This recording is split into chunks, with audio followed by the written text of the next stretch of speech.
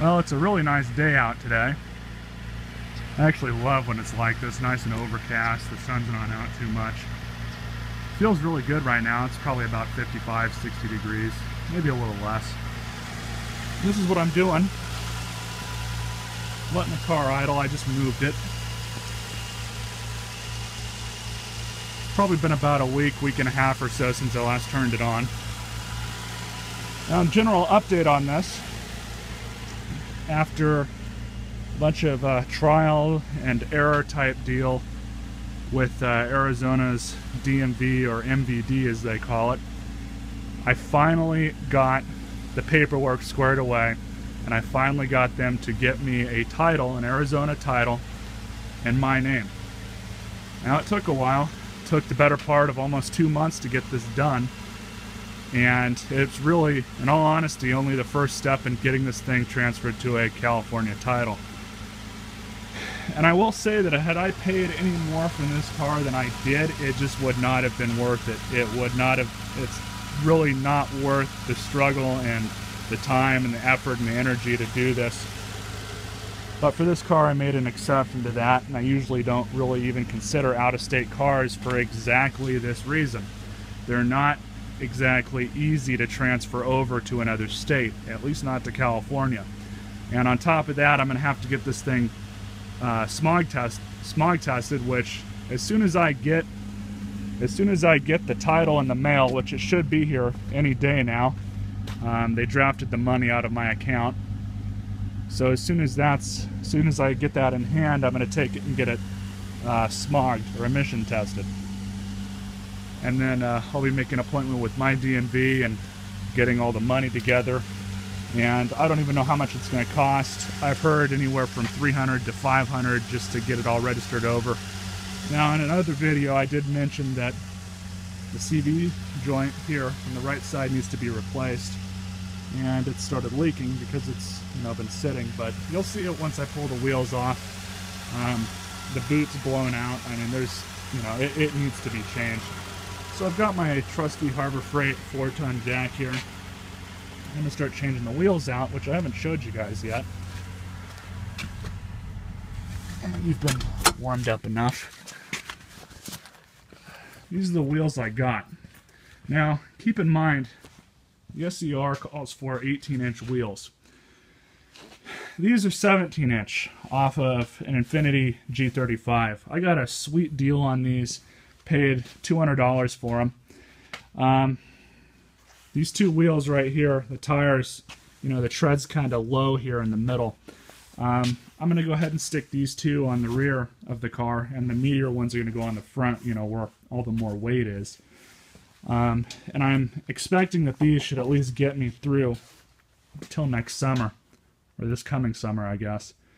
And then I'll go about replacing them. But for my purposes, I'm not trying to spend a whole ton of money on this car until everything is certain.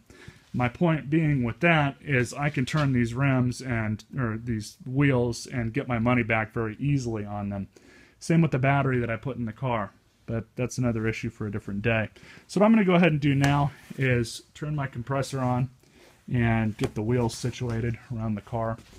Also, thankfully, what the guy gave me are all the original lug nuts.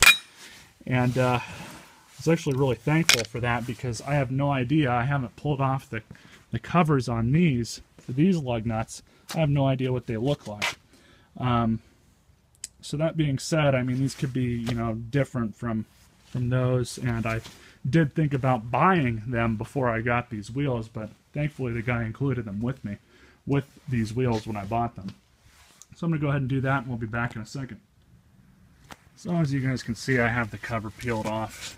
And what's kind of funny is it's just a plastic cover, nothing special.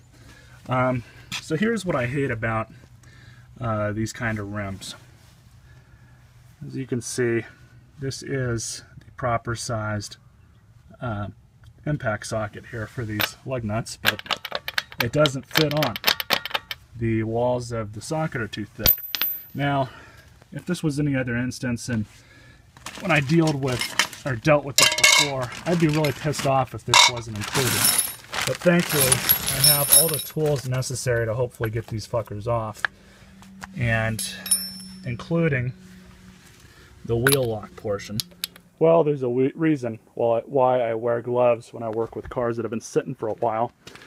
And that's because of black widows and other nasty things that can bite you and mess up your day.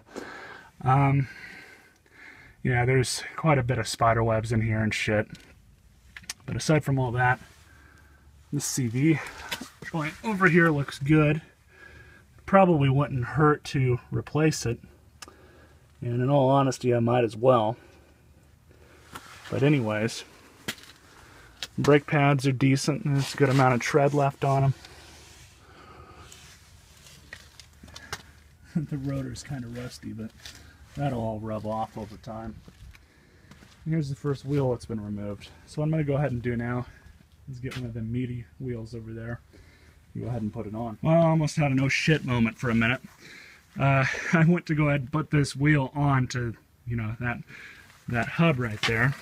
And the problem I had was I just couldn't get it on because these side parts here, these side supports, you know, you can see one of them right here.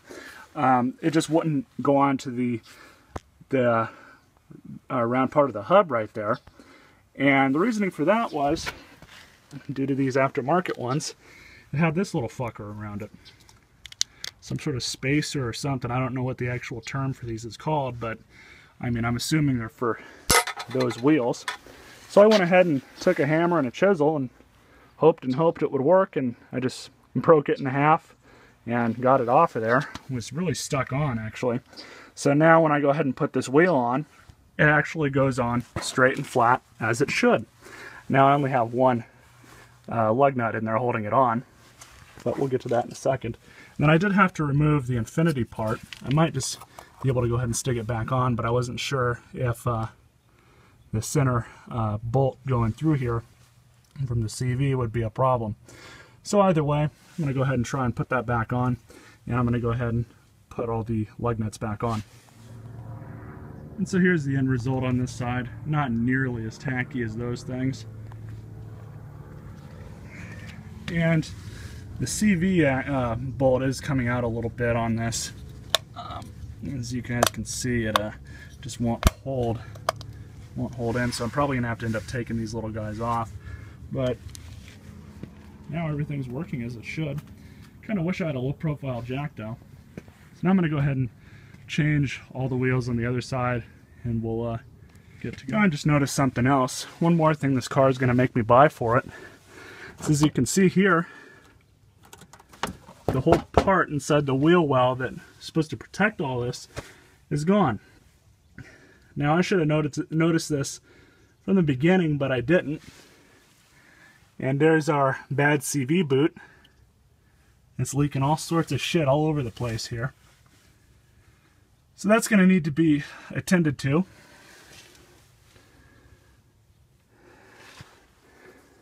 And as you can see, there's how they went ahead and lowered this car was they didn't do it the proper way. They heated up the coils, as you can kind of see with the leftover markings. They just took a torch to it, and yeah, we're going to lower it that way. So there's absolutely no play in this car at all, and as far as the suspension goes, and that's the reason why.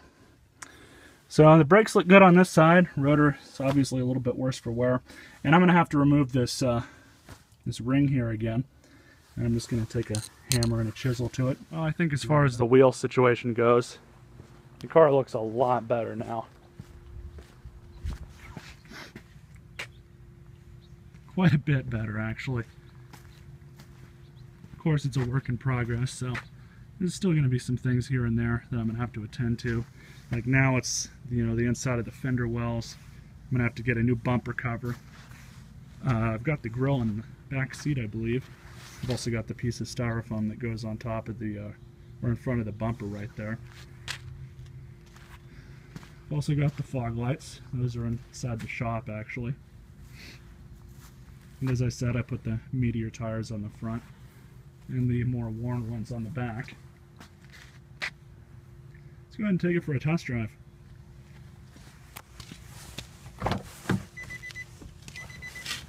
I'm gonna have to give this thing a whole full detail.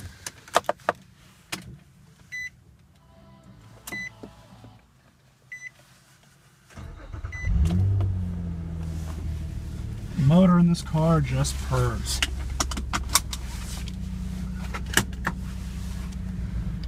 Now what I'm going to be listening for is, I don't think it'll be a problem, but any rubbing, any weird noises, like kind of hearing a little bit right now. I think that's just the coils flexing actually.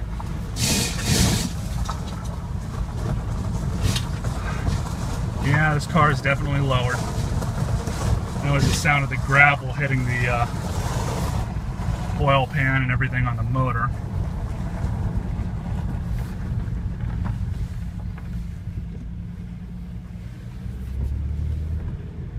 And the other thing I'm going to worry about too, just a little bit, is whether or not these wheels are warped. Now I did check them before I bought them.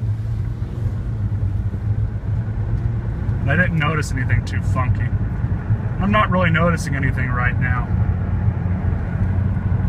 I am noticing that the car is riding a lot better. It's not as bumpy. Not nearly as rough as a ride. Rough of a ride. So I just pulled the car off to the side of the road just to investigate what all that noise was, and sure enough it was some gravel. I don't know, I mean it's still kind of coming off the car. I don't know what the hell it was grabbing on, or it doesn't appear like it's grabbing any of it off the road. Probably picked up a good amount of it when I went over the gravel going into the back. This car has got some power and some torque. Got some speed. I mean, this is a great little car.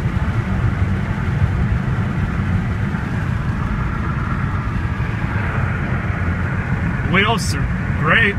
The ride has improved a lot more. Quite a bit more, actually.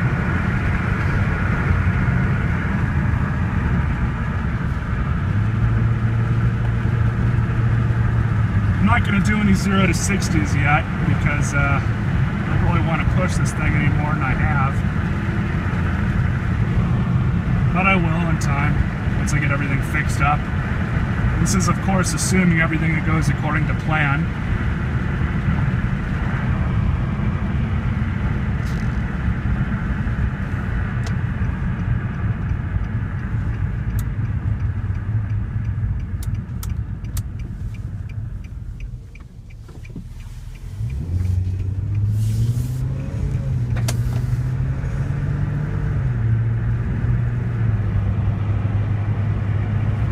Test drive went well.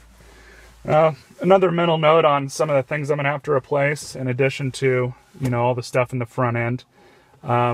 This bezel here has got a couple cracks in it, one here and then one up here. It's not too noticeable, but if I can get a decent price on one of these, I'll just go ahead and replace that bezel as well. I might have said something about it in a previous video, but the sunroof cover is off the tracks. So that's going to need to be attended to. And I also noticed over here the front part of the cover that goes on the seat, the leather, it kind of came out. I don't know why, but I just noticed that. There's no rats or mice in here. It's going to need a full detail, that's for sure. I still need to get some windshield wipers for it. But hopefully, if everything goes according to plan, I get the pink in the mail today. Hopefully I can go take this thing in and get it smogged tomorrow morning, and then we'll go from there. Until next time, guys, I hope you all enjoyed this video. This is going to be a fun project for sure. There's not really too much to do on this car as far as, you know, any major things go. Really what's going to cost the money, though, is doing all this stuff at the front end. So I hope you guys enjoyed this video. You all stay classy and stay tuned for some future updates.